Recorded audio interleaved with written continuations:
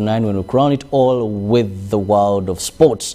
Well, a very interesting week we are in, and we continue with efforts aimed at creating awareness and also fighting corruption. We are in the anti-corruption week. On the 9th of this very month, it will be World Anti-Corruption Day, where we aim at ensuring that corruption, the cancer, comes to an end.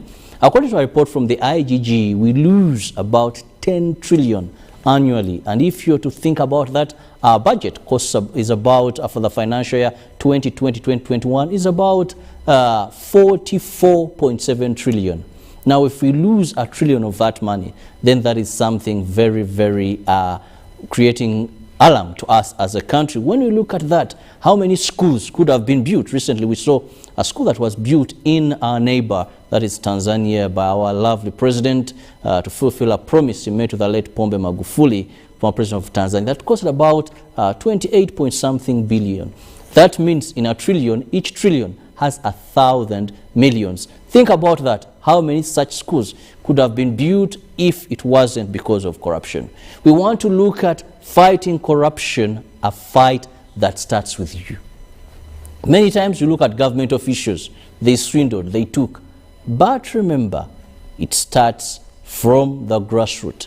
If you fight it, if we instill cultures in our children that this is an evil, then one day corruption will be history. Now, joining me in studios to discuss this is the Peace Service Ambassador, Milton Kambura, who happens to be the president of the Global Peace Foundation, but also the founder of Integrity Uganda, an author. He has written a number of books, and one of them that I love so much is called Nurturing a Competent African Child. Very interesting book in case you've not yet read it. There's so much there regarding the future of Africa and the child. I'm honored to have Milton with me on set as we discuss a cancer that is killing our country slowly by slowly, which happens to be corruption in this anti-corruption week. A lovely morning to you, Peace Ambassador. How are you, sir? I'm very glad I'm here and hosted by yourself. I really love it. Ugandan this week is important in the history of our country because other than COVID-19, I think corruption is the most deadliest, even beyond COVID. So let's work together. Let us build a corrupt-free Uganda, which begins with you, myself, everybody. We got to work together and end the scourge, which is more dangerous than COVID, even than HIV/AIDS. Talking about how, let's look at how dangerous it is. We have global rankings. We also want to look at to Uganda. What has been the impact of this cancer? Corruption right now on the current ranking, we are actually the 139th most corrupt country in the whole world. So out of just 167, the corruption perception index, which is carried out every year by Transparency International, so the whole world knows Uganda is corrupt. It's bad for investment because investors don't want to bring money or their businesses in a corrupt country. It has also come to Africa. We are among the top 20 most corrupt nations in Africa. You can imagine. And in Africa, out of the 54. you can imagine. It's a bad story. And as you have said, the IGG's report is true, basically. Losing over 10 trillion, you know what it means. It's such a poor country. It's a developing nation. Our vision 2040, how shall we really achieve that vision? You know, if we are corrupt, we are just swindling money, bribes. I want to employ my brother, my son, my wife. You know, you leave the most qualified, the most competent. So we cannot talk about a future prosperous and peaceful Uganda if you and me are giving and facilitating corruption. And actually, for your information, it's us, you and me, who are facilitating corruption in the country. And I think as an expert in this, I must say that the corruption, the anti-corruption effort in Uganda is not yet even 20%.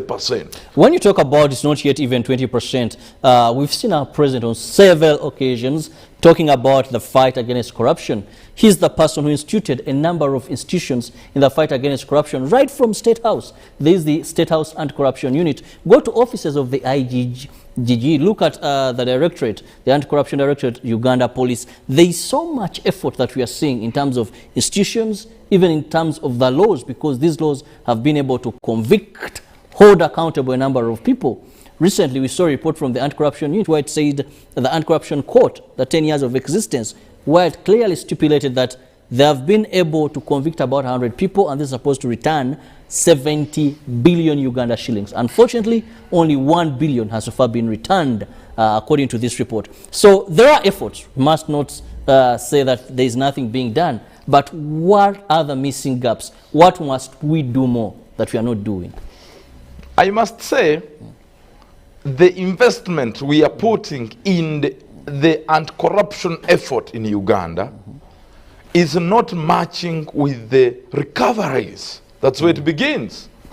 And those of you listening to us today, we must join the fight, because we are putting in, say, for example, 10 billions, and we are only recovering 1 billion. So it means we are making a loss. And we are losing 10 trillions of shillings every day. Our budget is 44.7 trillion shillings. Are we doing anything? Is there value for money? Then it means you and me must join the battlefield so that we recover our money which is lost. 10 trillion shillings is a lot of money. It can facilitate, for example, education, 2 schools per district. You can imagine. Each school has 2,000 students. We are talking about millions of children whose future can be secured. I'm talking about 1 hospital can be built per district using that money. So we need to actually join the battlefield and make sure we report everyone asking for a bribe when you want that opportunity in healthcare. Kambura, over a time we've talked about the public and we've pushed this battle to them. Yes, we know corruption begins with you and it can be stopped by you, a person watching this program. If you choose not to be corrupt, if you choose not to give that bribe, there could be costs to pay, but if you choose not to do that. But how do we empower this public that we are thinking about, that we are casting this to them? Recently I saw the IGG and a syndicate of anti-corruption agencies in government coming out with a method of following the lifestyle of key government officials, saying when they steal money, they invest, they have posh houses, they have expensive cars that do not match what they earn. And they still look upon the public. But one said, how would the public then know? Because even when they're declaring their assets, it is not paid, it's not made public. I just feel and goes to the office of the IGG. So how do we empower this public that we expect to be ambassadors, key people in the fight against corruption? The first thing is that the enforcement of the law has been bulldozed. For example, we enacted a law and passed a law, a bill, and it became a law. The Whistleblowers Act 2009. In this case, the fight of corruption cannot succeed if you do not have information. The whistleblowers, people who are listening to this television right now, are the people we must actually put on the front line to become soldiers of giving and volunteering information about what's going on life audit, which you're talking about. But if someone comes and gives information to the IGG's office, Inspectorate of Government, and say, look, Honorable so-and-so asked me 1 billion before I secure a contract. But this young man is not protected. When he gives information to the police, it is that same police which actually works with the thieves in government. Hello, there has been someone here. You can imagine. So we have actually, the fight of corruption will not succeed, for example, if we do not protect the people who offer themselves to provide that information. 2, we all know the judiciary, for example, and the police is the most decayed. It is dead, culture dead.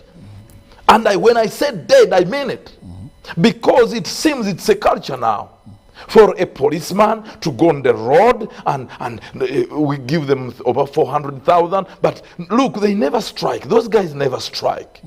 But they are building serious buildings up country. You go to someone and say, yeah, this is CPC so and so. He has his own state house. Where does he get money? He's paid 400,000, and the government doesn't care. And so, whereas we talk about anti-corruption, the fish gets rotten from the top. I mean, the institutions that fight corruption are the ones that we must deal with. If the police is most corrupt, where will the how can they be able to investigate such cases? Yes. If the one in front of the court to justify and review and study the case is corrupt, do you think a poor man will get justice? Justice delayed, justice denied. And these are matters of you and me to look around. If we know this government came to power to actually liberate us and put us to the right lane, it therefore must account. The culture of accountability must start right now, from the top to the down. But when I say it is you who facilitate this corruption, it is you. They arrest you, you are driving on the road, and before you even greet, you put money in your head and say, security, how are you? They no longer give money by hand. Now, you seem to think they are greeting. Then the policeman picks his money from the cape. You are not seeing any man on the camera. Now, you are in elections. That man who wants to lead you as a member of parliament is giving you money. You are literally these prostitutes. There is no difference between you and a prostitute. So you are a political one, just. You can imagine people are about to vote. These are Ugandans are rotten now. And how can you guarantee the future of this country? And so when you go to the church where you would think, yes, I think but the churches, now they have forgotten to use our tithe to preach the word of God. Now they are building and buying expensive cars. That is corruption, my brother. You go to the mosques. Have you ever seen a beggar on a church, at the doorstep of a church? That shows you something, but you go to the mosque. The beggars are there. They are given food.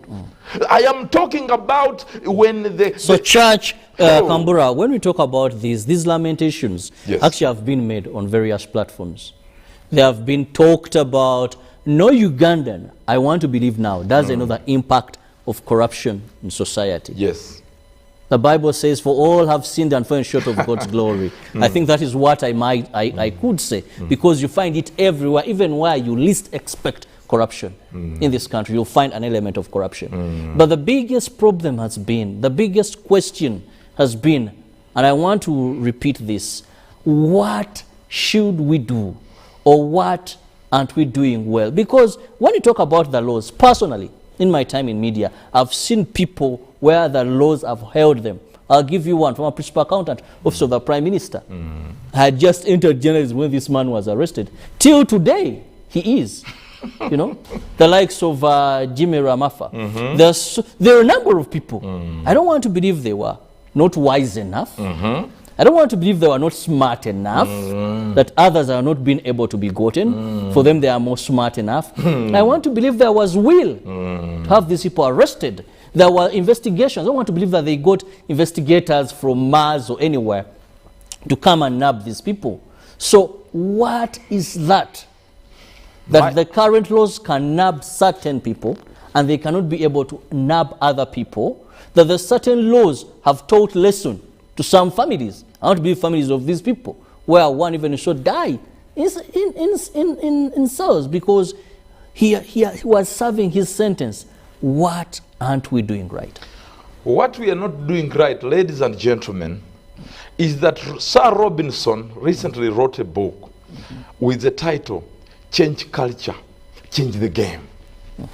Laws alone at the central government level, parliament, yes, they will make the laws. But look, the boss does not want some of these bosses The people that we call bosses, the leaders in different sectors. I'm not talking about the president only. I'm talking about leaders from Right the from parents. LOC1. The parent is a leader. LOC1. I'm talking about the minister.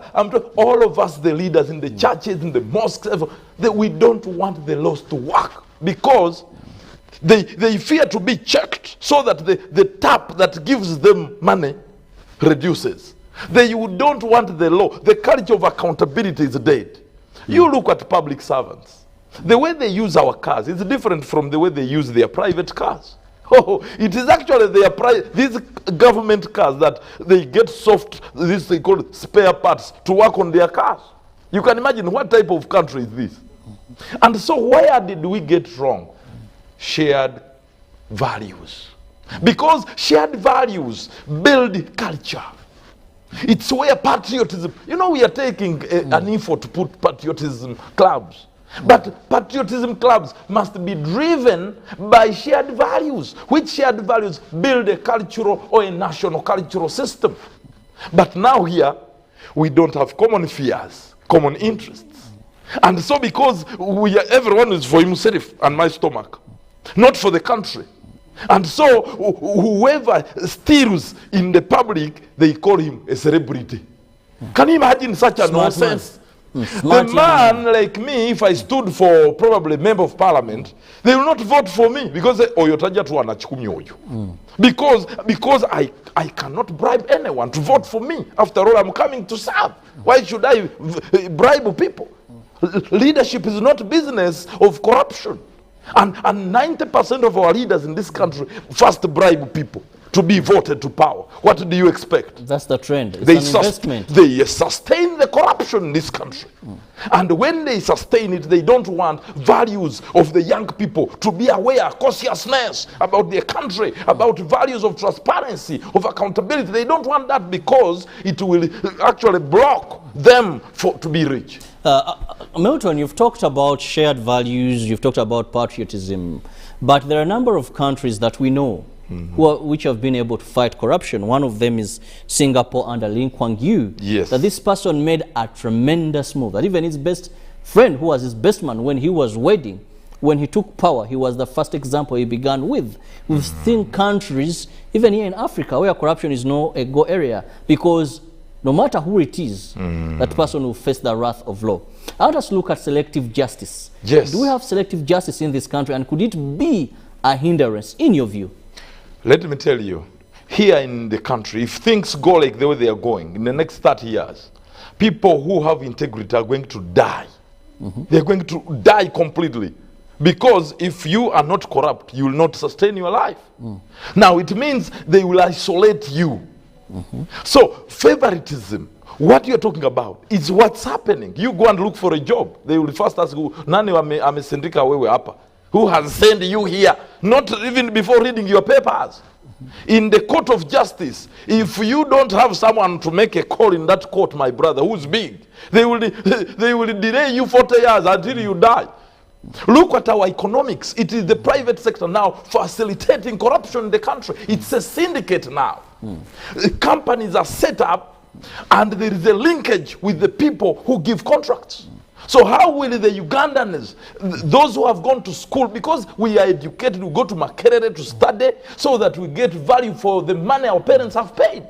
We set up companies, and if we are not given tenders and work, construction of roads, then we cannot sustain our lives. But someone is told on the phone, go establish a company because there is a deal coming. Can you imagine the syndicate that is in this thing? Actually, money leaves Kampala before it reaches in Kasese, for example, to do local government work. A lot of systems are in the middle here. At the time money reaches to Karambi in my village, to do a public road, it is 0.1%.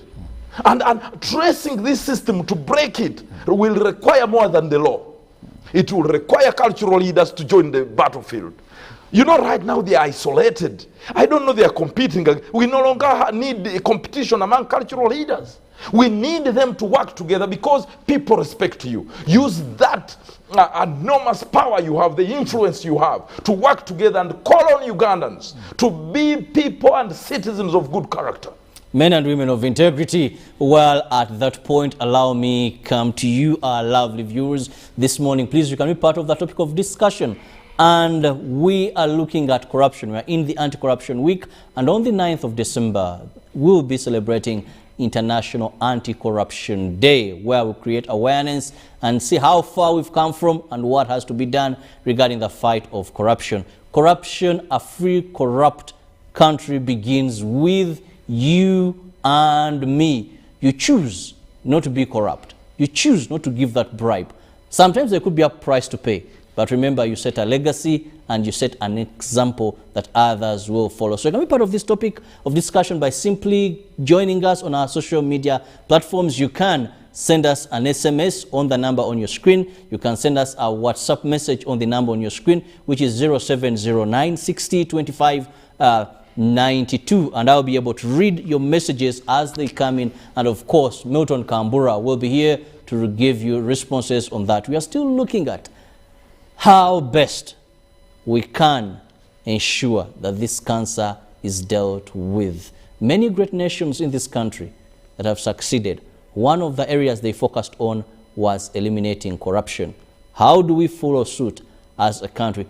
Today, it is something we've come to accept and live with. Someone can even tell you, you're going to a public hospital? Have you put some money to give the doctors? It's become a requirement. You're going to move. It is curfew time. Get some change so that you go with. So it is something that we've really become so complacent that we believe it is the way to do things. One will tell you, you're going to look for a vacancy. Have you taken first wait? Who do I know there? Yeah, first wait. So that is where we are. It could be laughable, but it is a disease. Kambura, patriotism. Some people argue that's not something you should teach. Patriotism clubs, loving a country is not something you should teach. But some believe, yes, we should remind people who they are, where they come from, where we want our country to go. Do you think patriotism can do us good in this? And is it a workable deal for the problem we are facing today? Ladies and gentlemen, I must say patriotism, how to love your country, is the baseline, is the first national development agenda. Because if we are talking about Pan-Africanism, Africans' integration of markets, of our security intelligence, of our education system, loving our country therefore becomes the first priority of government. And so we must invest heavily to make sure Ugandans love their country. Yes, children are taught to love their parents. What about the country? It's the country that takes care of us. It's the country that feeds us. It's the country that gives us the identity that we have. We must love the country. But therefore, the process of loving the country will call all of us, including His Excellency, that I'm actually seeking his approval to make sure before children transits from primary to the secondary level, first are taken to Chankwanzi for a mindset change program and patriotism. Every child must be given an opportunity to serve in the electoral commission, to volunteer on climate change programs, to volunteer in hospitals, to volunteer in security, even security, because children have dreams. Others want to be policemen. They want to serve their country. In ICT department, give them the opportunity to serve in uniform. Give them very good uniform. They start looking, oh my God. Then when they go back in O level, they know they are the Uganda of the future. That's number one. The second opportunity that we must accelerate and invest in is the program of using technology to make sure accountability becomes 100%. The e-government system is e-government system. Very great. Exactly. And these Tumbutu, I call them Tumbutu. Someone is just 2 years in the ministry. The man is buried, corruption buries. The guy came from Usoga there, from Chimnawatata, without even a bicycle. In 2 years, you hear he has 10 floors. So that is lifestyle audit. We must, and technology must be engineered to monitor us. How do we feed? What are we buying? All this, everyone must have a TIN number to monitor. Where did you get money? Yes, of course, Africans have their private thing, but we must audit. Every public servant must be audited. You're a policeman. You are earning 300,000. We must audit how you. Are you at Serena? What are you doing in Serena? A meal is 300,000. Where have you stolen that money? We must arrest them. The problem in this country, we arrest some stupid people from the village camp. That nonsense must stop. They arrest you, put you in Luzira. 20 years back, of course everything. You have the laws that will give such a person. You want the law to change also. If your son has stolen, they also come for you. You have nurtured a corrupt child. They also sell your land, all your property. Then they know, so that the corrupt they don't people, praise corruption, but they see it. You go to your father's car, they must father's run home. Away. The corrupt people must You've run worked away for from 1 government. year. You're driving a 500 car. Just as you go back. Don't bring me trouble. Well, at this time, let me look at some of the messages that are coming in. We must fight corruption. Kambura is talking of Uganda we all dream to see. But it is us to get us to that dreamland, and begins with you and me. Let's all condemn corruption. He talked about the incident when someone is arrested and the clan leaders, the tribal, the culture leaders all come. Just remind me, after Chogam, I remember of that incident where even with religious leaders go to visit someone who was finding a corrupt case. Then we had arrest all of them. Must be arrested. We had now going to caucuses. They are blocking justice. They're hunting that. Baba. Let's get to read some of the feedbacks that are coming out. It's bad to call it corruption instead of theft, stealing, which sounds tougher than corruption. Punishments are very light. Safety of those report corruption officers is not there. The gentleman, I don't know how clean he is. Thanks for that topic, Chirabo. Captain retired Chitaka Mayanja from Chiboga. Thank you, Chitaka Mayanja. Then we have another message. Good morning. A fish begins rotting from its head. The leadership of the country is not clean itself. Lives lavish, lack of patriotism, and then expect it to fight corruption. That is Hassan from Kampala. Okay, then we have thanks Robert to have that guest. However, I'm director Seafood High School Sironko. Okay, I didn't get your question. Then you have one. I'm Reverend Misaki. Thank you, Kambura, for the program. If we want corruption to be waved away from Uganda, give police good salary. But I also have a concern about this. I've seen the rich still steal. If you look at people who have stolen this and robbed this country, Milton, none of them is poor. Because actually the poor don't have access to these coffins. These are people who already blessed, already rich, and the ones you hear swindled billions of money. Well, so I don't know if good salary can hinder that. Then Mohammed, corruption cannot stop. Okay, when we have some leaders that are promoting this, GMU, I'm Godfrey Tapachi in Mutundwe. Mr. Milton, how can a local person stop top officials from being corrupt? He's just asking, how can... Don't vote them when they come back. Okay. Don't vote those fools. Don't vote them. The bad thing, you are bribed. Then the fools come back and steal our money. So what are you talking about? So this is where we must, all of us, work against those hooligans so that we have a government that has clean people. And assessing their performance must be based on character. Not what they have studied. You can be a good engineer, but a good engineer who steals cement. That's the problem. So the character development must be integrated on how we recruit our people, not just where they come from, with the long nose, with the squared nose, who has called, and that is nonsense. Character must be part of the performance assessment, recruitment procedure. We must introduce good governance principles in everything we do. You find a company has only men on the board of directors, no women, no youth. What nonsense is this? So corruption is really... Okay, let me still look at some of the messages that are coming in. I can see how passionate you are when it comes to the fight against corruption. Maybe if all Ugandans had that, we would be somewhere far. Good morning, Uganda. What encourages corruption is poverty and greed. Uganda government should first enhance salary for majority workers in Uganda. Omukozi Philmon from Arua City. Value the leaders' assets If it is beyond their earnings, the excess is corruption. Therefore, should be confiscated. I think, well, here I suppose support the IGG. Yes. Is move towards that. Yes. Then we have also another message. Good morning, Robert. I like your guest speech. I wish it could be in Parliament and the art, and that is I'm Anthony from Zambia. Thank you so much. Finally, for these two, well, a DPC earns 600, but he's richer than anyone. Also check about Umeme. It is a corrupt breeding I have basket. That is one. Godfrey from I have Kampala. suffered of Umeme. That Umeme, I don't know where they came from, but the Umeme, they must go back where they came from. We are buying bundles, they get lost over in the way of us. Satan comes and picks the bundles. Have you expressed some of these things? The business sector, yes, you have been here. But let us also put up a system. You know, Nakalima Mama, Nakalima Kano, I respect you. But we need also to have another department on what we call scientific and corruption system. Because these guys are highly educated. No, before even you tell us to have more. Yes. You know, this duplication of work. The ones we have they done us good? Is there a value for money? Now this is the time. We have limited budget.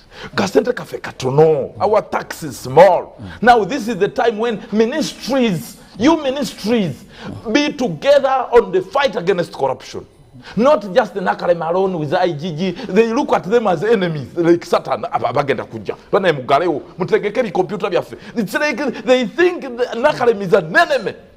When Museveni is at Kololo talking about anti-corruption, they say, oh, they freeze.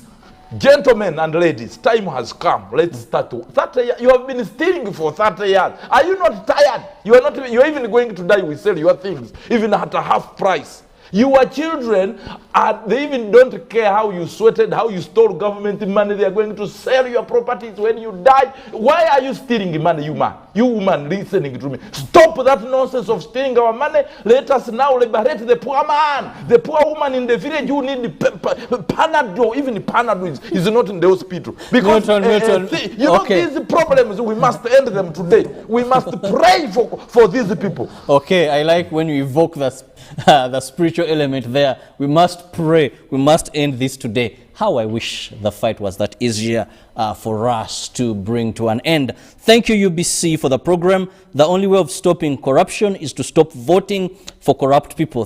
Thanks, Okelo Francis from Gulu City. Yes, Milton has talked about that. But we also have, hey, I am Barack from Busia. What encourages corruption is poverty. I wish government could punish those who are suspected. Not only that, even this is a demolish, disconnect them at least for the rest of the time for others to learn. Then corruption shall never stop just because our leaders are selfish. That one has just given us an open check. Oh, we need to pray. We need to pray. As we talk about it. And then you have not tested the power of corruption if you haven't looked for a job. I am here, an eyewitness and a victim. We only need ruthless leaders to finish this cancer. If we are not serious, it will kill our entire nation. Other population outside office, outside business, outside active Uganda cannot know what we are talking about. Imagine a police officer asking for a bribe for narcotics entry. Forget it will rotate to his son or daughter. Yes. Corrupt officials forget that it will rotate back to them. Everyone's eyes are wide open to swindle money from public offices. I am 10 years into private practice as a senior midwife. I have failed to extend my services to the public until one official told me, Fiona, open your eyes. Well, there's so much that she went through, and she has been able to send that here, but they're very touching when you read through. And you know how bad corruption is? The talented can never be seen. It is a big disaster in this country. The highly talented, you know, I have been working for this thing for 20 years. So that's how I bleed. The highly talented, they're on the street. Why do they corrupt? You know, jobs are bought in this country. You give a paycheck, my brother. You pay millions of money. Then the fools are the one in those offices. Okay, Kambra. Yes. Let's just tone down on the language. I am for so broadcast. sorry. Yes, But, definitely. but But one of the things I think Fabe has brought out very, very importantly, Yes. and this is what I also want to emphasize. I think Fabe, thank you so much for this point. When she talks about it will rotate, today you're swindling money. It will come back. You've bought dogs, you have cameras, you have a fence. It is even expensive. But the Corruption is poor, expensive. but the poor, you can't sleep actually. Many rich people here in this country cannot sleep. Even Because you build your wonderful house, you put a fence, you buy the dogs, you have alarms in your car. As you're sleeping, the dog knocks on the car accidentally. The alarm goes like, as you're doing that, your daughter along the path to this posh place, she gets stripped. Because the people you're denying what they should get because you're corrupt, at the end of the day, the poor in this country will have nothing to eat except the rich. Yet if we all perform our duties and eliminate corruption, anyone can have a share of the national cake and we can fight corruption. Yes. But Milton, let me have your final We shot. have enough. Actually, God blessed Uganda. I must say, gentlemen and ladies, Uganda has, actually in the whole world, Uganda is the most beautiful and most blessed nation in the whole world. We have too much plenty. If we equally share, everyone will be a billionaire, will be peaceful. But the people who want to just take alone, those ones must be, I think we must find a way of also renewing our commitment to allowing citizens to arrest these people. You give the citizens the power to arrest. Put on your car recorder properly, technology.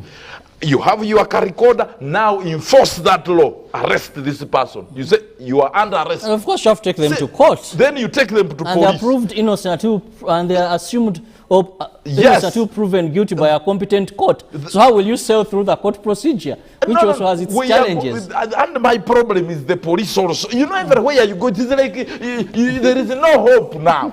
So now, when people lose hope, they vote a government out of power. That is now. Milton, that is very I want bad to thank you for having been part of this show. So we must not allow I this want to thing believe. I want to believe the corrupt have had. They are spoiling our name. There is not anybody who would speak the truth right to your face as Milton has done this morning. Let's stand together to fight corruption. The fight begins with you as we jeer to the International Day Against Corruption, the Anti-Corruption Day. Please, let's make this country a better place. Say no to corruption, break the syndicate, and we shall fight corruption out of Uganda. Have a lovely day. Ruben is coming up next to take you through sports updates. So much happened over the weekend. Very interesting games, but also the awards. We had the best men in category and the women.